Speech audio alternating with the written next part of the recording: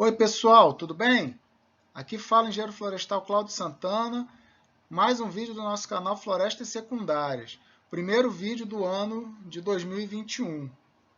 E para a gente não perder muito tempo, vamos avançar logo no nosso tema. O que perdemos destruindo nossas florestas? A gente sabe que a floresta ela é um ativo. Se a gente pensar da maneira econômica, dentro do sistema que a gente criou, para a sociedade em que a gente vive, independente de capitalismo, socialismo ou o que quer que seja, a floresta é um ativo econômico. E esse ativo ele vai se expressar em diversos tipos de produtos e serviços. Essa nossa primeira imagem aqui ilustra destruição. Essa imagem mostra uma área de restinga no fundo da Baía de Guanabara, em Magé, uma restinga reliquial, inclusive um tipo de ecossistema que nem é tão associado a estuários de águas calmas, mas que é relíquia de um outro tempo, de uma outra geologia, de um tempo em que o nível do mar era mais baixo. Certos ecossistemas ocupavam áreas mais extensas. E aqui a gente vê exploração de madeira nessa restinga, destruição daqui do subbosque. Então, o que a gente perde destruindo as nossas florestas? Seja lá qual for a tipologia. Para isso, a gente precisa saber o que as florestas têm para nos oferecer. Em termos de produtos florestais, a gente tem os produtos que são fornecidos diretamente, ou seja, são resultado do extrativismo direto, a remoção, extração de madeira para diversos fins, e a gente tem os produtos florestais não madeireiros. Falando em produtos florestais madeireiros, a gente tem aqui um exemplo esplêndido, que é o jacarandá da Bahia, espécie muito valiosa, até falando em escala internacional. A gente encontra móveis finos de jacarandá da Bahia em palácios reais na Inglaterra, por exemplo, em vários países da Europa.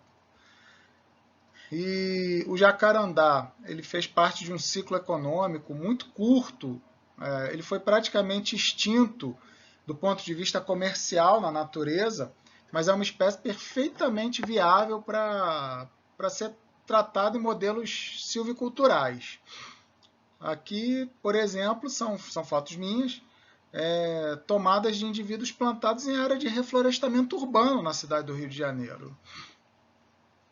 Então, o jacarandá da Bahia é uma espécie nativa que é explorada já, utilizada em sistemas agroflorestais, em alguns sistemas produtivos de pequena escala, mas que ainda pode ter o seu cultivo mais e mais ampliado.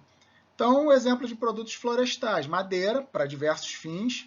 A gente tem desde madeira de qualidade inferior utilizada para escoras, madeira um pouquinho melhor para morões, madeira para movelaria fina, madeira para ser processada, beneficiada, madeira para produção de aglomerado, produção de compensado,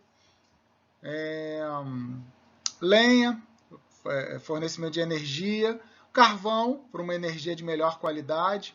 Uma das melhores, o Brasil produz uma grande quantidade de carvão vegetal oriundo de florestas energéticas, florestas plantadas com exóticas, principalmente eucalipto, mas existem nativas também aptas para carvão, inclusive podendo ser plantadas e exploradas por sistemas silviculturais, como a talhadia, exemplo, pau-jacaré.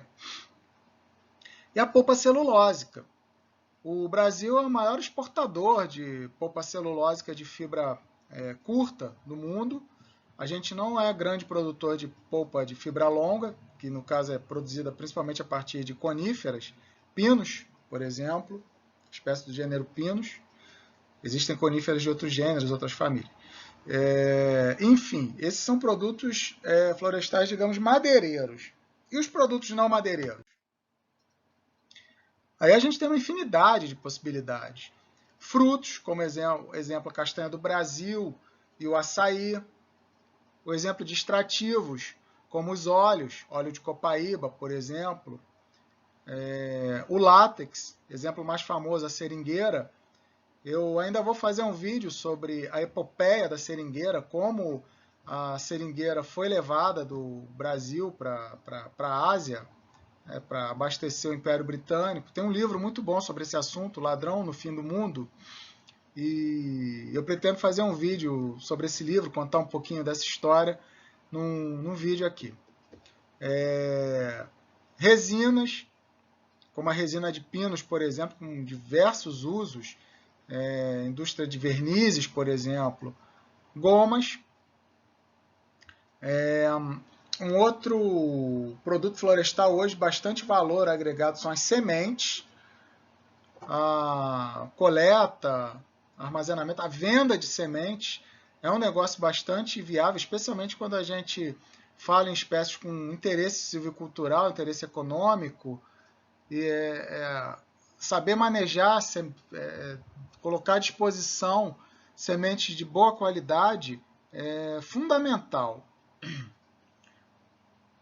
Mel, a gente pode fazer a criação de abelhas exóticas ou nativas em áreas de floresta, e o mel pode ser um produto bastante que agregue valor a essa floresta. Produção, extração de plantas medicinais e obtenção de princípios ativos para medicina, para medicamentos. Indústria de cosméticos é bastante importante. Plantas ornamentais, que geralmente são retiradas via extrativismo predatório, de uma maneira não sustentável, e que poderiam ser produzidas a partir de mudas obtidas de forma sustentável, de forma legal, em áreas de floresta. Produção de mudas, oriunda principalmente de sementes. A muda é um produto florestal bastante valor agregado. As mudas de espécies nativas, mudas de espécies raras, mudas de ornamentais, como a gente acabou de falar, mudas de espécies de valor comercial, mudas produzidas para arborização urbana, são mudas de grande porte, um grande valor agregado. A floresta tem alguns produtos que são difíceis de quantificar, mas que são importantíssimos. Também é um local para lazer, contemplação, manifestação do nosso senso de espiritualidade, coisas que trazem bem ao nosso espírito, nos trazem bem-estar. Nem sempre a gente consegue botar um valor financeiro nisso, mas a gente sabe que essas coisas são importantes. Outro serviço importante, no caso agora os serviços ambientais, que não são produtos, não são coisas obtidas diretamente ou indiretamente da floresta, mas são serviços que a floresta nos proporciona.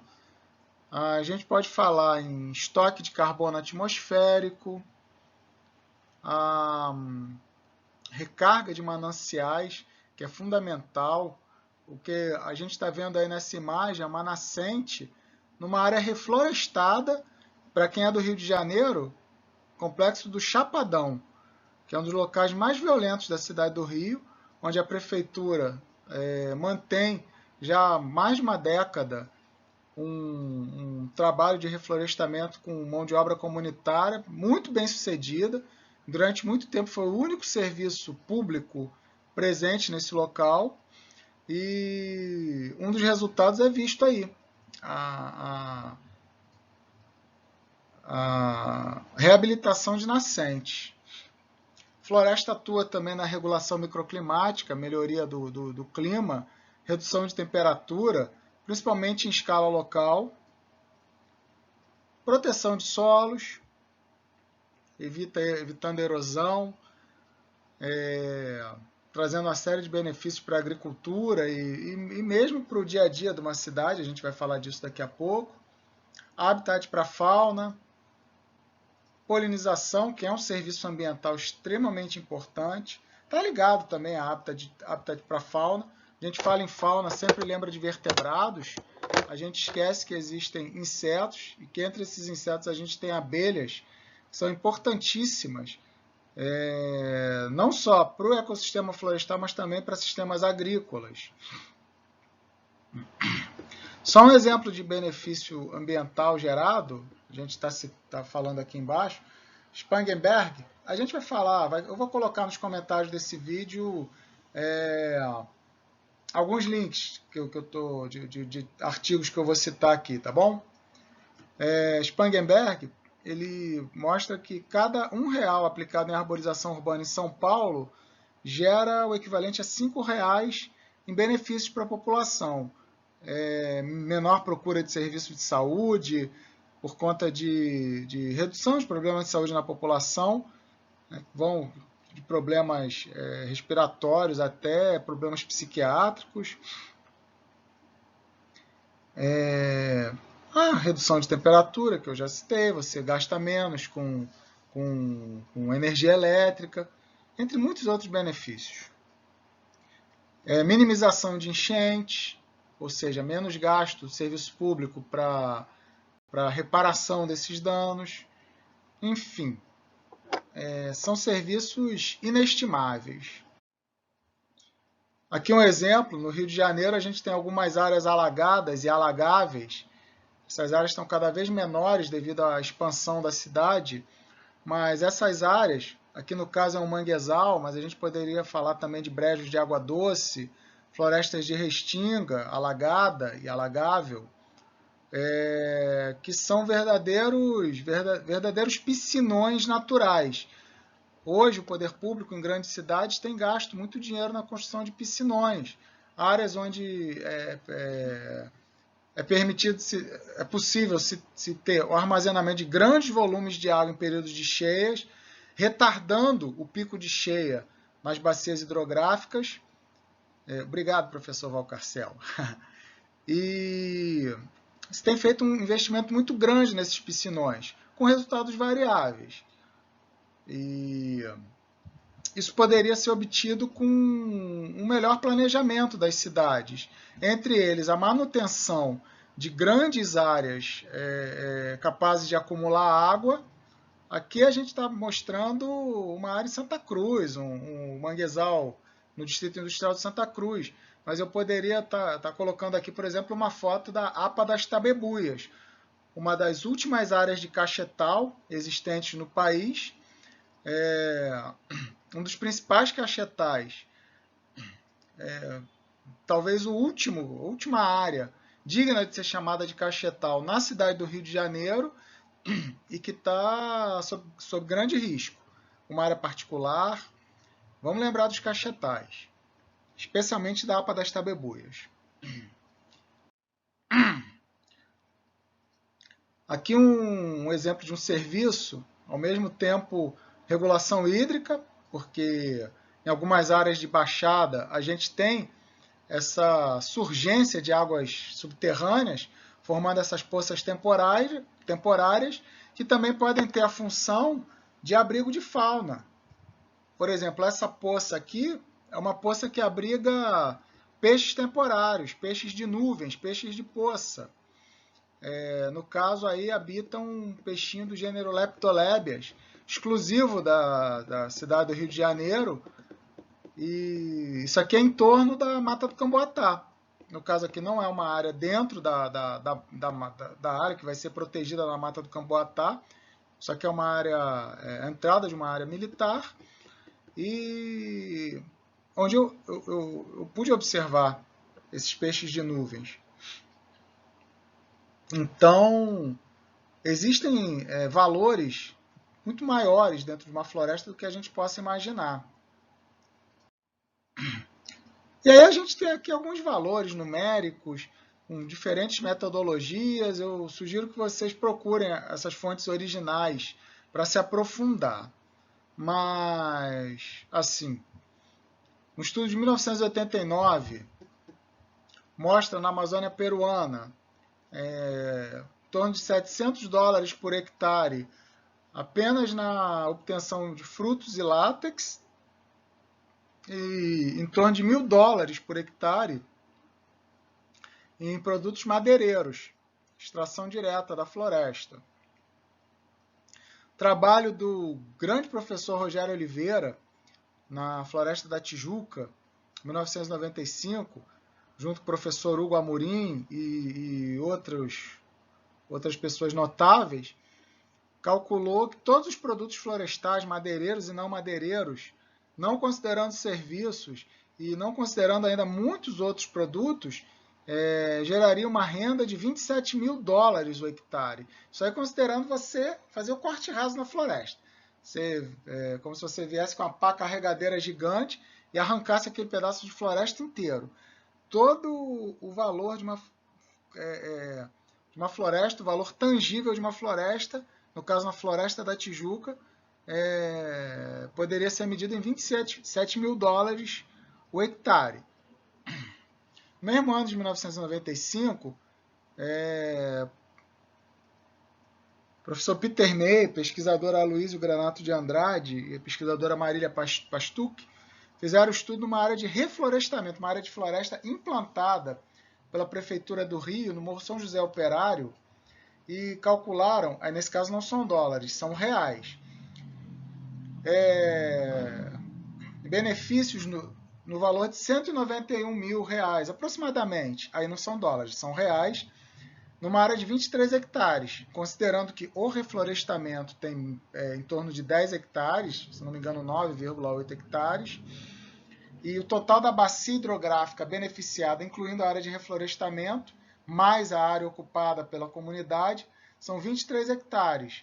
E nessa área os serviços ambientais, infiltração de água, reativação de nascentes, redução de processos erosivos, diminuição da frequência de limpeza de canaletas de drenagem, remoção de lixo, valorização de residências, entre diversos outros serviços, gera esse valor relativamente alto, considerando que o reflorestamento não abrange toda a área da bacia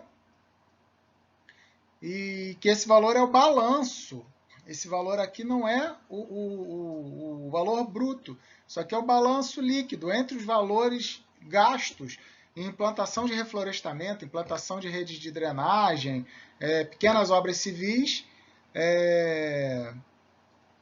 e esse valor abatido do total de serviços ambientais prestados. E aí a gente tem um lucro, você monetizando, dando valor à natureza, 191 mil reais. Isso aí calculado numa época em que o dólar e o real estavam mais ou menos 1 para 1, né? Em 1995, o real e o dólar era mais ou menos 1 para 1. Então a gente pode pensar em quase 200 mil dólares em serviços ambientais nessa área de 23 hectares, resultando de um reflorestamento de apenas 10 hectares. Um outro autor, num trabalho mais recente, de 2018, Strand, ele fala para a gente que serviços ambientais, aí já incorporando todo um conhecimento anterior, e hoje em dia se falando muito mais em serviços ambientais do que em produtos florestais, esse autor calcula, conjunto de autores, Strand e outros, calculam 737 dólares o hectare, serviços ambientais. Mais ou menos você ficar de braço cruzado aproveitando a floresta. Serviços ambientais. Aqui alguns exemplos de serviços ambientais de florestas nativas ou plantadas. Aqui, um reflorestamento feito com uma só espécie, né? Um reflorestamento executado com leucenas em 1987 pela Prefeitura do Rio, com o propósito de resguardar, de salvaguardar canaletas de drenagem na zona norte da cidade, Morro Santos Rodrigues, e que tem sucesso, está funcionando até hoje dessa forma. Essa área de leucena já foi enriquecida, já mudou bastante, já existem espécies nativas substituindo praticamente toda essa área plantada com leucenas, e continua prestando esse serviço de proteção das canaletas.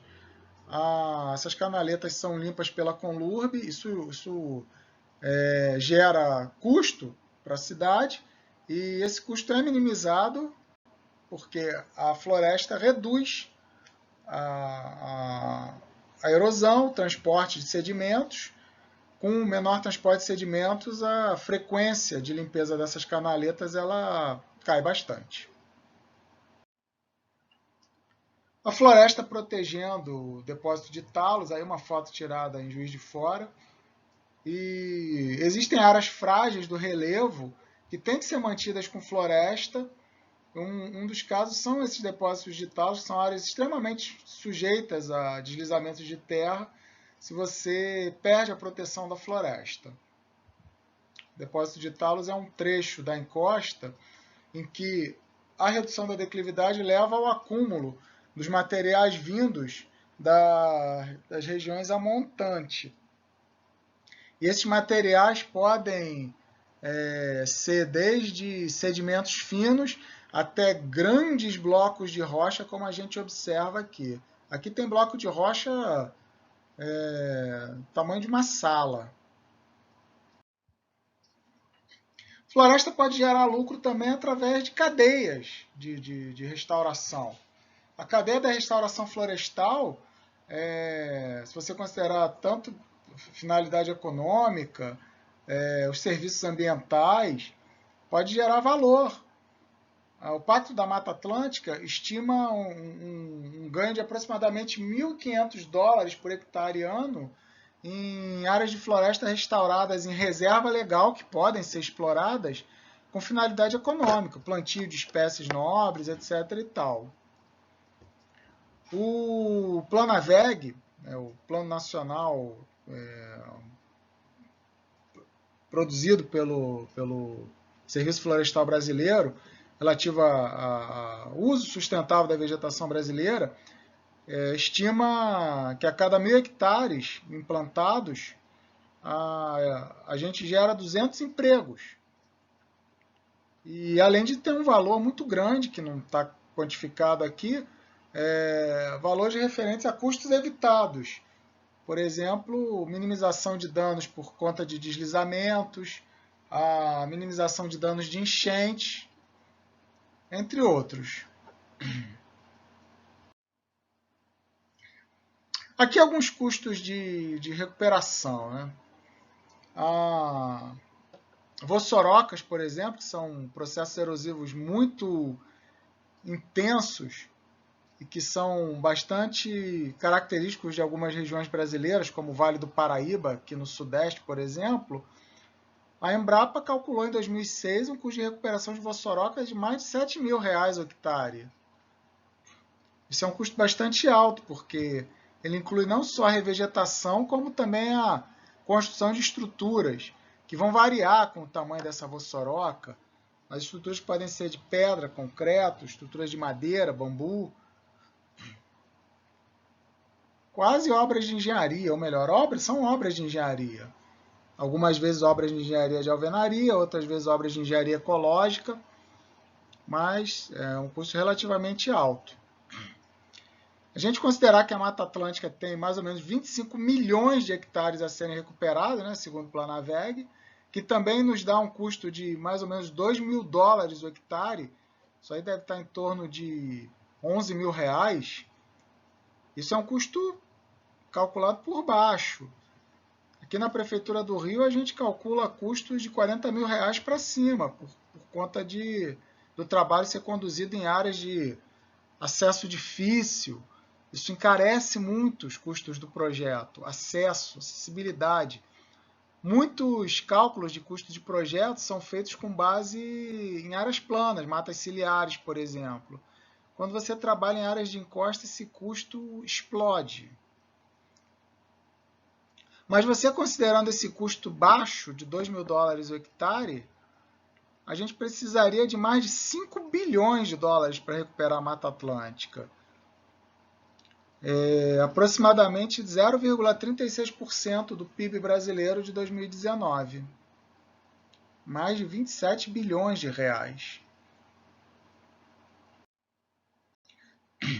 Só alguns exemplos da cadeia da restauração florestal. Eu quero destacar dentro desses números esse número aqui.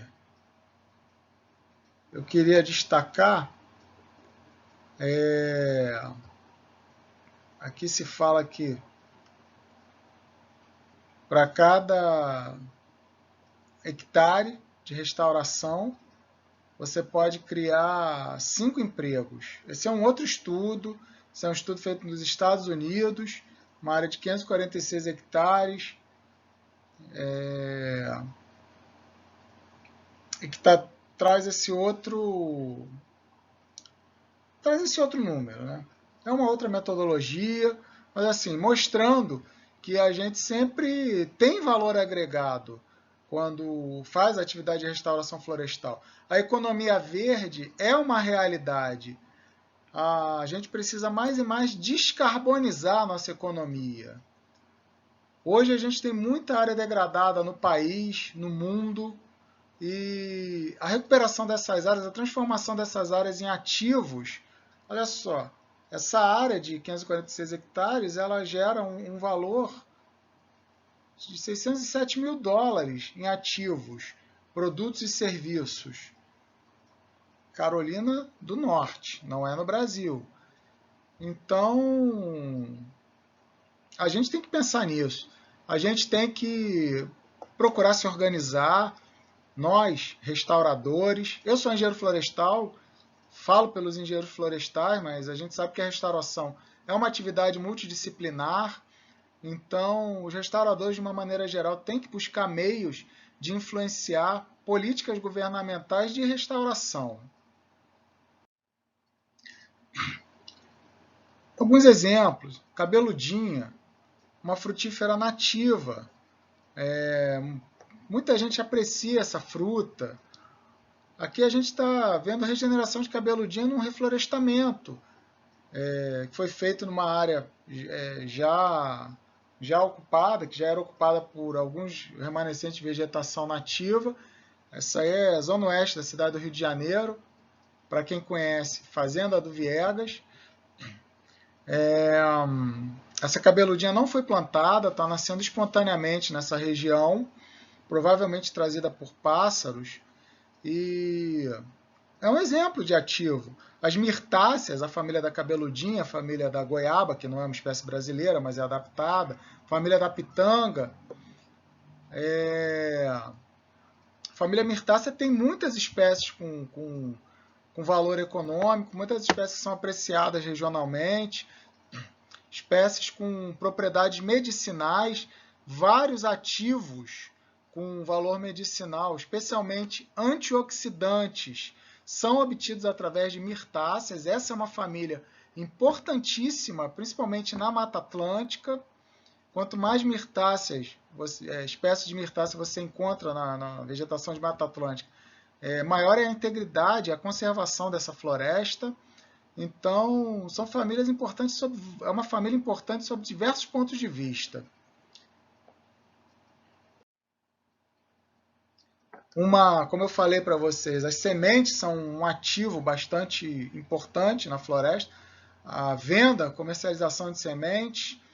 Em algumas regiões do país, a revegetação tem sido feita através da técnica chamada muvuca de sementes. Não é uma técnica de uso viável em qualquer situação. Você tem um gasto muito grande com sementes, muitas vezes as sementes são caras. Então, essa técnica é viável onde é possível você ter mecanização, que reduz os custos quando você vai trabalhar em áreas extensas, ou quando você não tem mecanização, você tentar operacionalizar isso em áreas menores. Mas assim, a gente não pode considerar que uma técnica seja a solução para tudo. Mas a muvuca tem seu lugar. Eu estou destacando a muvuca porque o principal insumo da muvuca é a semente. E na região do Xingu, isso gerou uma cadeia bastante interessante que envolveu produtores rurais que precisavam fazer recuperação, ONGs que fazem a coordenação do trabalho, inclusive com apoio técnico, governos, a ação governamental que tenta organizar todo mundo no seu quadrado, e os indígenas, que são os coletores, né, os guardiões dos saberes locais, dos saberes da floresta. O ativo do indígena é o seu saber. Então, cabe ao indígena a coleta e a comercialização dessas sementes. Então, é um exemplo assim, muito bem sucedido de uma cadeia de restauração. Porque você não tem só dinheiro envolvido, você tem insumos intangíveis, como conhecimento ancestral indígena. E quando a gente fala em ativos que a gente não consegue quantificar, o que falar do ativo humano? A cidade do Rio de Janeiro tem um projeto de reflorestamento bastante importante desde 1986 e que trabalha basicamente com a mão de obra das comunidades de baixa renda, favelas, as áreas menos favorecidas da cidade. E a população dessas áreas abraça essa ideia. Existem problemas? Existem. Existem empecilhos? Existem. Mas com todos os problemas, foram até hoje mais de 3.300 hectares reflorestados. Eu trabalhei nesse projeto por 22 anos. Tenho muito orgulho disso. Tenho muito orgulho dos 2 anos que eu trabalhei no projeto de hortas. Hoje trabalho com arborização urbana e sirvo a minha cidade em todos esses locais. Mas cito aqui o projeto de reflorestamento por ter essa vertente humana, da integração com a comunidade, da integração com o ser humano, da importância da população local entender a ideia e abraçar essa ideia. E com isso conseguiu-se fazer o reflorestamento de mais de 3.000 hectares dentro da cidade do Rio de Janeiro. Esse camarada aí na foto é o Sérgio. O Sérgio é o responsável local pelo reflorestamento da comunidade do Vidigal, comunidade bastante famosa, apareceu em filmes, séries, etc.